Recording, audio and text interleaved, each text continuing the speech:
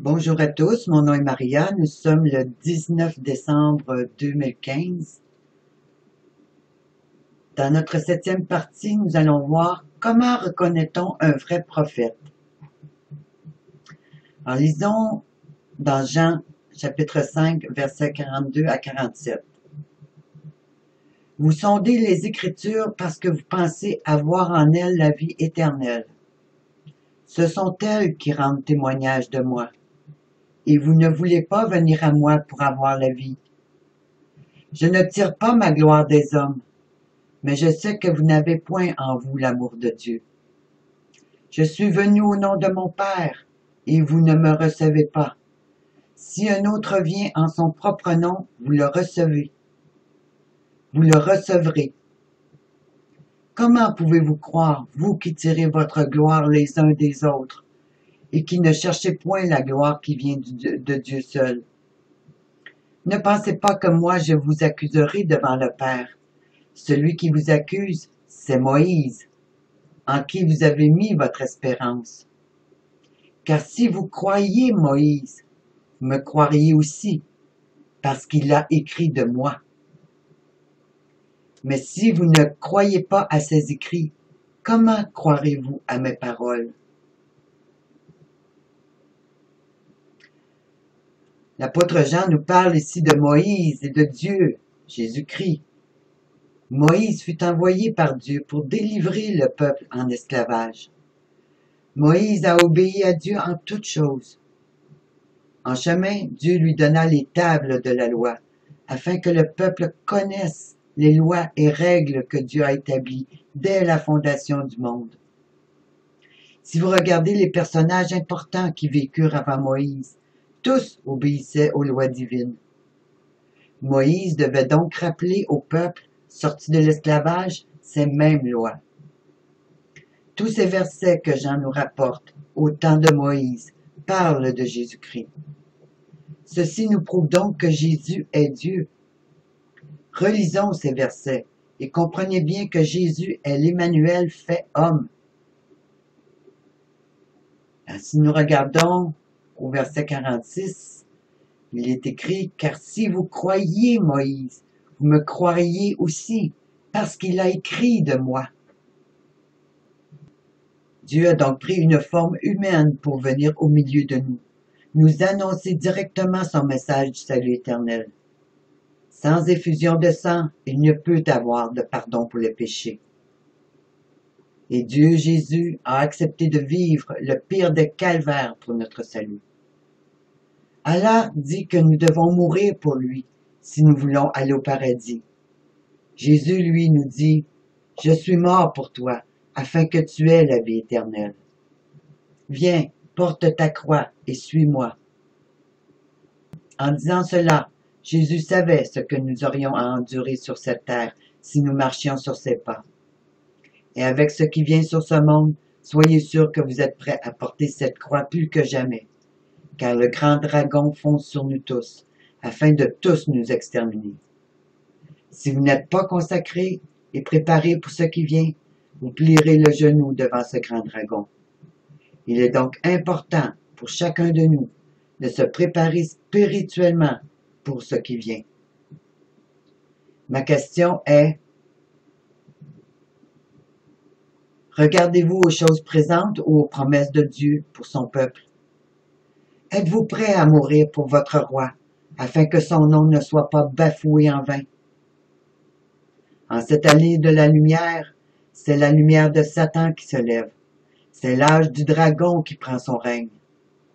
On tuera des milliards de personnes sous le couvert que Dieu est mort et qu'il n'existe plus. Mais vous savez que cela est faux et que ces choses ont été prophétisées depuis des siècles. Porterez-vous, jusqu'à la fin, l'étendard de votre Messie? Puis cette étude, elle est pour vous aider à vous préparer pour ce qui vient. Le mensonge a tellement régné pendant des siècles dans nos églises sous le couvert de Rome. Mais il est temps que vous vous prépariez. Alors regardons maintenant les 3 critères sur lesquels nous pouvons reconnaître un vrai prophète. 1. Il annonce une vraie prophétie qui s'accomplit. 2. Il peut faire des signes et des miracles. 3. Celui qui enseigne à obéir aux lois et aux commandements de Dieu. Nous verrons dans cette étude concernant la loi que Jésus et les apôtres ne faisaient pas seulement que prêcher sur l'obéissance de la loi, mais l'appliquaient aussi à leur propre vie. Certains prophètes peuvent annoncer une prophétie et faire des signes et des miracles, mais cela ne veut pas dire nécessairement que cela vient de Dieu. L'ennemi de Dieu peut donner à ses disciples certaines révélations et certains pouvoirs pour séduire les masses. Mais il demande toujours quelque chose en échange, votre âme. Nous le voyons se faire dans beaucoup d'églises et de religions. La sorcellerie est très présente dans ce monde et dans le corps de Christ, surtout dans ces temps de la fin. Nous n'avons qu'à regarder certaines vidéos pour voir ce qui se passe dans les différentes églises évangéliques et les autres religions. C'est sur ces pouvoirs occultes que les agents de Lucifer amènent l'apostasie au lieu de l'édification dans les différentes églises infiltrées et contrôlées par les agents de ténèbres. Et malheureusement, les gens sont séduits et décident de marcher dans les pas de ces charlatans du diable. Ce sont donc les 3 critères, mais il y a plus encore. Ce qui fait la différence sont les lois de la Torah. Les 10 commandements et les ordonnances du Tout-Puissant. Celui qui est de Dieu encouragera les gens à obéir aux lois de la Torah. Nous verrons un peu plus loin que bien que Paul à certains endroits nous dit obéir à la loi, à d'autres places, il apporte des enseignements contraires à la parole de Dieu, afin d'amener les gens à ignorer ou à désobéir à cette même loi. Cela lui sera d'ailleurs reproché à plusieurs reprises par les hautes autorités du temple. Cela amènera également une confusion au sein même des apôtres et des disciples de Jésus-Christ. L'obéissance aux lois de la Torah sont primordiales pour tout enfant de Dieu, car elles sont premièrement inaliénables, ce qui veut dire qu'ils ne peuvent pas changer, et elles sont éternelles. Mais encore plus, elles représentent les lois de la vie. Puis au ciel, ils pratiquent encore ces lois. Dans le royaume de Dieu qui existe en quelque part dans cet univers, vers le nord, ils pratiquent les lois. Ils pratiquent les sabbats. Ils pratiquent les fêtes de l'Éternel. Et la terre devrait être une représentation de ce qui se passe dans le ciel. Car c'est Dieu qui a créé cette terre. C'est Dieu qui a établi ses lois. C'est Dieu qui a créé Jérusalem afin que son nom soit béni par toutes les nations. Malheureusement, aujourd'hui, c'est la confusion, parce qu'Israël marche selon le cœur des nations. Mais rien n'a changé pourtant. Les choses de Dieu ne changent pas, elles sont éternelles. Alors, nous verrons au cours de cette étude ce que disent les autres apôtres sur la loi et nous ferons une comparaison avec ce que dit et prêche Paul. La loi est une alliance sainte entre Dieu et les hommes, et elle nous fut donnée dès la création du monde. Plus tard, elle fut retransmise à Moïse sur le mont Sinaï. Le peuple, après 400 ans d'esclavage en Égypte, avait sûrement oublié les lois de l'Éternel, mais Dieu a réitéré son alliance avec son peuple. C'est pas quelque chose de nouveau qui arrivait, comme je l'ai dit au début. C'est à cause de la désobéissance à ces mêmes lois que le peuple de Dieu a été grandement châtié. Ne l'oublions pas. Ils avaient embrassé les pratiques païennes des nations et adoraient leurs faux dieux et déesses. Ce ne sont pas des lois humaines, mais des lois divines, donc des lois pures, saines, pour tous les humains. Dieu n'a-t-il pas dit que tout ce qu'il avait créé était très bon? Pouvons-nous dire la même chose des lois sur les droits de l'homme et des lois de la charia, qui sont maintenant les nouveaux droits de l'homme au niveau international.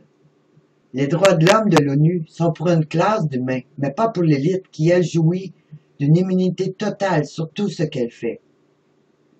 Nous retrouvons donc deux systèmes qui marchent parallèles, un pour les suppôts de Satan et un autre pour les créatures de Dieu qui, eux, sont sous attaque depuis tous ces siècles.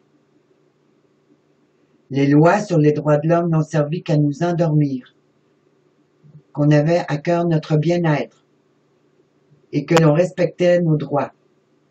Depuis la création de l'ONU, combien de guerres y a-t-il eu dans le monde et à qui toutes ces guerres ont-elles profité?